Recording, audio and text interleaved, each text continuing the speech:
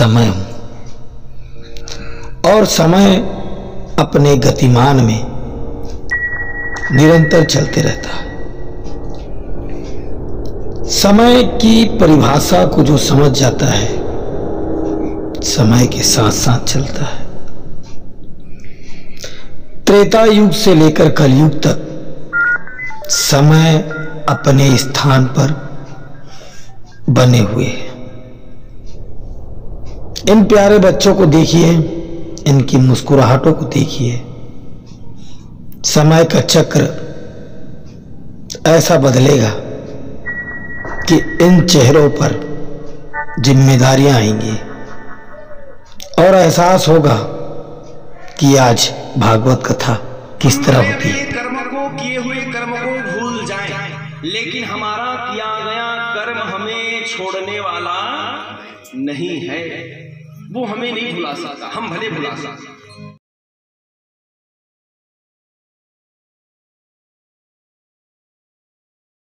देखिए, भागवत का सार यही है, भा से भक्ति, ज्ञा से ज्ञान, व से वैराग्य, त से तृणो उद्धार। अगर हम भागवत की कथा श्रवण करके अपने उद्धार ना कर पाएँ तो फिर हम मानव तन हमें मिला हुआ है वो भी बेकार है, व्यर्थ है। क्योंकि मानव तन प्राप्त करने के बाद मुक्ति हस्तगत होनी चाहिए। क्योंकि गोस्वामी तुलसीदास जी महाराज कहते, साधन धाम मोक्ष करे द्वारा, पाई न जई परलोक सवार। ये भागवत का सार यही कि भागवत कथा सुन के मुक्ति को प्राप्त करें। जी, इन भक्तिमय पंक्तियों के साथ गुंडरदई, जिला बालोद, छत्तीसगढ़ के निवासी आचार्य भूपेंद्र पांडे उर्फ रिक्कू पांडे के द्वारा संगीतमय भक्ति का रसपान जिस तरह से कचांदूर में किया जा रहा है, भक्त लोग झूम रहे हैं, नाच रहे हैं और भक्ति का रसपान कर रहे हैं। भागवत की इस कथा का ज्ञान विज्ञान के इस माध्यम से जिस तरह से कचांदूर में भक्तिमय संगीत की लहरों के साथ चल रहा है, वह अतुलनीय है और अविस्मरणीय है। इसे देखने के लिए लोग, तुम एक सरल उदाहरण दो तो आप जल्दी समझ जाओगे। हम भागवत की जो सार होता है वो परिवार का एक महत्व होता है और परिवार के कुटुंब पर वो सार का प्रसाद जाता है। हम आपको दिखा रहे हैं लगातार 3 साल से इस स्थल पर भागवत कथा हो रही है और भागवत कथा के माध्यम से कथा का विचारक और प्रभु का नाम लेना ही बहुत बड़ी बात है। अगर कान में अगर थोड़ा सा भी कण पहुंच जाता है तो भक्ति का सार पहुंच जाता है, मुक्ति के स्थान पर पहुंच जाता है। भागवत कथा के स्थान पर हम आपको सीधा ले चलते हैं और देख रहे हैं आप लोग, हम कचांदूर से। हाँ, यहाँ पे भागवत चल रहा है। तो कौन से भगवान के बारे में बताया जा रहा है? यहाँ पे भागवत में श्री कृष्ण जी के बारे में बताया जा रहा है और यहाँ पे हम कैसे अच्छे कर्म कर सकते हैं और उस कर्म से कैसे टल सकते हैं, मतलब उस कर्म से हमारा कैसे भला हो सकता है, तो उसके बारे में उपदेश दिया जा रहा है। पीछे रथों में कहाँ चला थी? भागवत चला थे। तो कैसे कुछ मिलते भागवत से? भागवत सुनने से काबर नहीं मिलेगा, समझते थे सब मिलते तेकर बर तो भागवत है करवाते है या काबर करवाते। अच्छा, भागवत क्या होता है? कौन से भगवान के बारे में बताया जा रहा है? कृष्णा के। अच्छा, कृष्ण भगवान के बारे में बताया जा रहा है। बेटा कहाँ रहते हो आप? कचांदूर में। कौन सा?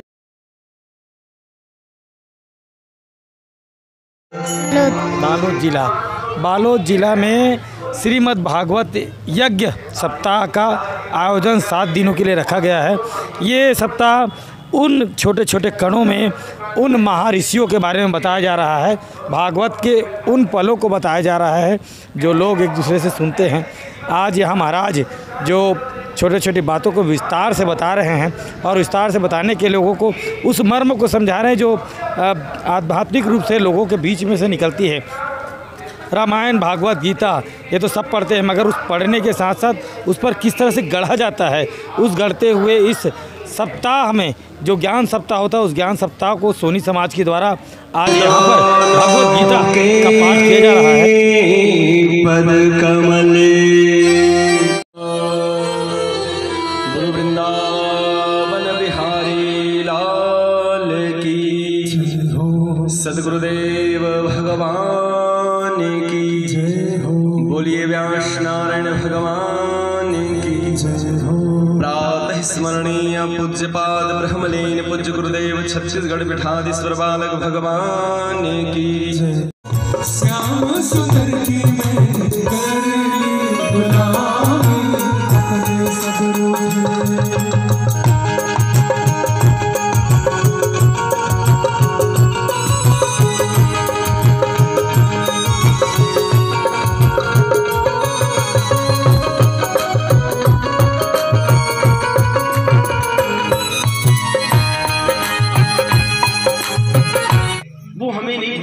हम भले भुला सकते। कैसे? एक ठीक आम के पेड़ ओ कहते बड़ बड़ा आम फरे रहा, अब वो आम देख के जन आदमी का मन ललचाई, और सबसे पहले आदमी पाप आंखिस करते कर तो नहीं कहूं मन 1000 बार समझा मोटा देखो मोटा आंख से हो रहा है कि नहीं हो रहा है?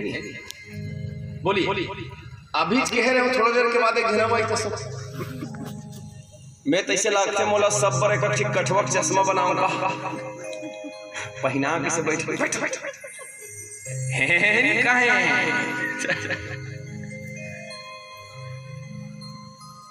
आत्मा कलप थे कबू कबू कमर खा पी आ गए यहाँ दिन भर पानी ढकेला थे हम काला ढकेला बहुत देखो इतना नियम है इस व्यास की गद्दी में बैठने के लिए, कोई जल भी नहीं पी सकता, कोई लौंग इलायची ही मुंह में दबा के कथा नहीं कर सकता। धुआं कहां से निकला था? नीचे कर थोड़ा बिना देखे कोई पाप नहीं हो सकता। अब उस आंख ने देखा उस फल को, मन ललचाया, लेकिन गजब की बात यह है आंख देख सकता है लेकिन आंख वहां तक चल नहीं सकता। तो आंख ने किनको आदेश दिया? मन को, पैर को। चलो अब पैर समीप तो चला गया, लेकिन गजब की बात तो यह है कि पैर तोड़ नहीं सकता। तो पैर ने किसे कहा? हाथ से कहा भैया तोड़ लो। हाथ ने तोड़ लिया लेकिन स्वाद हाथ ले नहीं सकता, तो हाथ ने किनको कहा? मुंह से कहा चलो भैया तुम खा लो। मुंह कहने लगा खाने के लिए खाऊंगा लेकिन स्वाद मैं नहीं ले पाऊंगा ना। तो फिर कहा जीभ से कहा स्वाद को तुम ले लो।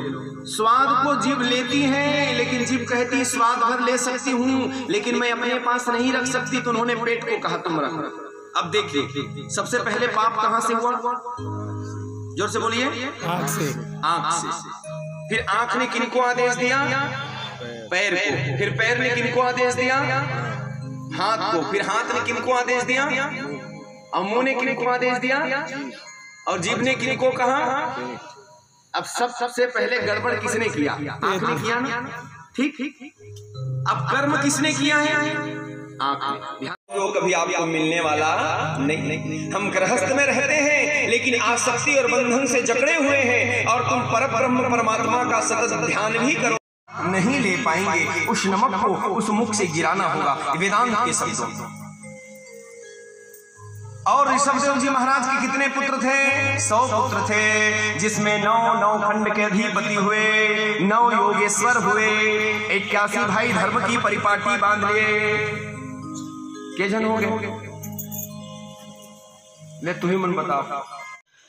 झूमते गाते और नाचते इस भक्तिमय भागवत का रसपान करते हुए लोग हर शब्दों का व्याख्यान जिस तरह से विस्तार से किया जा रहा है, लोग झूम रहे हैं, नाच रहे हैं और अपने उस प्रभु के एक एक शब्दों पर जिस तरह से जो बखान हो रहा है, उस बखान के माध्यम से भक्तिमय रस संगीत के माध्यम से भूपेंद्र पांडे के इन साथियों के द्वारा लोग अपने स्थान पर ही किस तरह से उसका रसपान कर रहे हैं। हम आपको बता देना चाहते हैं कि सुबह 9 बजे से लेकर दोपहर 1 बजे तक आप इसका रसपान कर सकते हैं। और दूसरी पाली जो कि 3 बजे से प्रारंभ होती है और 6 बजे तक चलती है। भागवत की समस्त कथाओं का रसपान किस तरह से भूपेश पांडे अपने संगीतमय भागवत कथा के माध्यम से यहाँ पर कर रहे हैं, ऐसा लगता है मानो कचांदूर में, वाराणसी, मथुरा, वृंदावन के वासी लोग आज झूम रहे हैं, नाच रहे हैं।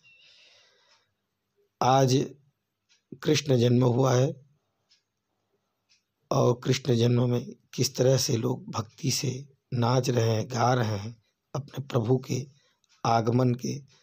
और विस्तार से हमेशा जहाँ भी भूपेश पांडे की भक्तिमय भागवत कथा होती है वहाँ पर लोग आकर अपने आप को एक स्मरणीय चाहते हैं।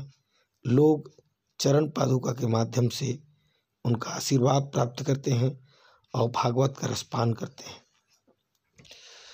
संध्या जिस तरह से जो आरती की जाती है, उस आरती के उस अंचन से जिस प्रकार की जो भक्तिमय आरती होती है, उस आरती से लोग झूम रहे हैं और अपने आप को इस कोरोना के आगमन के बाद भी इस जगह पर अपने आप को भक्तिमय स्थित पा रहे हैं, हम आपको दिखा रहे हैं। सोनी समाज महेंद्र सोनी और सीमा सोनी के इस लगातार तीसरे प्रयास से कचांदूर में एक अलग ही भक्तिमय का रसपान लोगों को प्राप्त हो रहा है।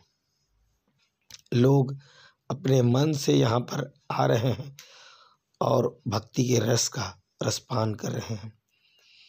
शिवालाल सोनी आज ग्राम कचांदूर के एक ऐसे व्यक्तित्व के रूप में सामने आ रहे हैं जिन्होंने आज अपने परिवार, अपने समाज के लिए और अपने गांव वालों के लिए लगातार तीसरा वर्ष जिस तरह से इस भक्ति में भूपेंद्र पांडे के साथ संगीतमय भागवत की कथा जो कचांदूर में कर रहे हैं, वह एक अलग ही अलग जमाती है। मीरा के गीत, कृष्ण के गीत, सुदामा का वो आगमन और जिस तरह से भरत का आगमन, भारतवंश का, और जिस तरह से माया मोह जीव का, जिस तरह से राजा परीक्षित का, जिस तरह से कथा का भागवत यहाँ पर रसपान किया जा रहा है, लोग, बच्चे, बूढ़े और हर लोग इस संगीत में भागवत का रसपान कर रहे हैं।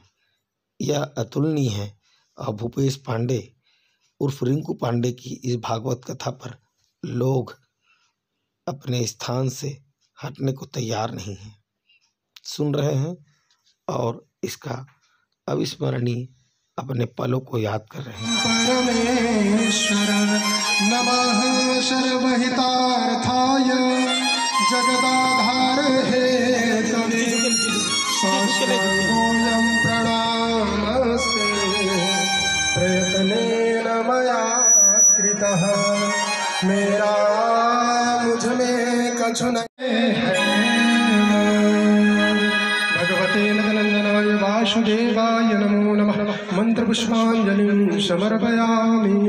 बोलो वृंदावन बिहारी लाल की जय हो।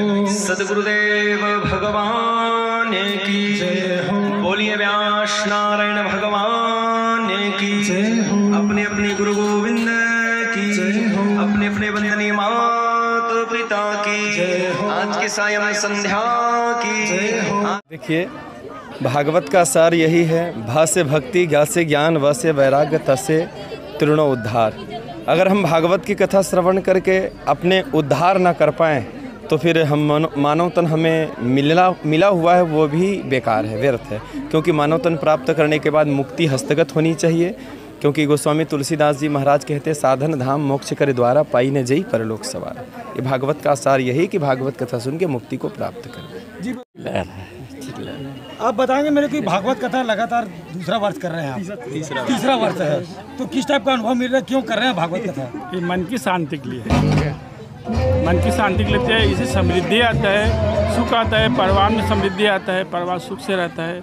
और परिवार ही नहीं, गांव पूरा मोहल्ला, गांव समाज देश सुख रहेगी। जी आपका छोटा भाई भागवत को, हाँ, तो कैसा महसूस लग रहा है? ऐसा महसूस हो रहा है कि जितने हमारे पूर्वज थे 3 पीढ़ी तक, सबका उद्धार कर दे मेरे बड़े भाई, मेरे छोटे भाई।